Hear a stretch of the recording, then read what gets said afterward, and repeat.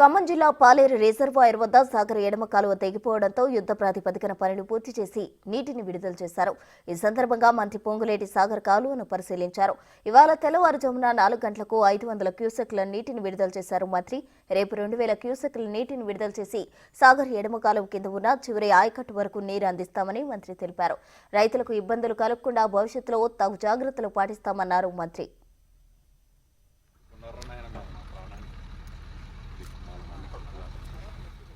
ఏదైతే 3,200 క్యూసెక్కులు ఇక్కడ నుంచి రిలీజ్ చేయాలనో రేపు ఉదయం 8 గంటలకి పూర్తి డిశ్చార్జితో నాగార్జున సాగర్ చివరి ఆయకట్టు వరకు చివరి ఎకరా వరకు నీళ్ళు ఇవ్వటం జరుగుద్ది.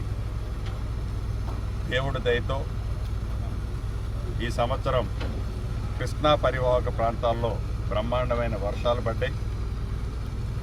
2 పంటలకి సమృద్ధిగా నీళ్ళు ఇవ్వటానికి ప్రాజెక్టులలో నీళ్ళున్నాయి. ఈ ప్రభుత్వం కూడా చిత్తశుద్ధితో 2 పంటలకి నీళ్ళిచ్చే దాంట్లో వెనకడికి పోయే ప్రసక్తే లేదు.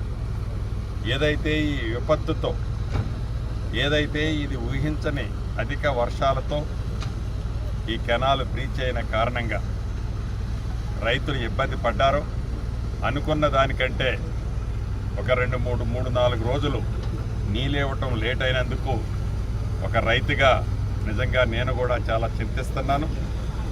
తప్పకుండా భవిష్యత్తులో ఇటువంటి పరిస్థితి పునరావృతం కాకుండా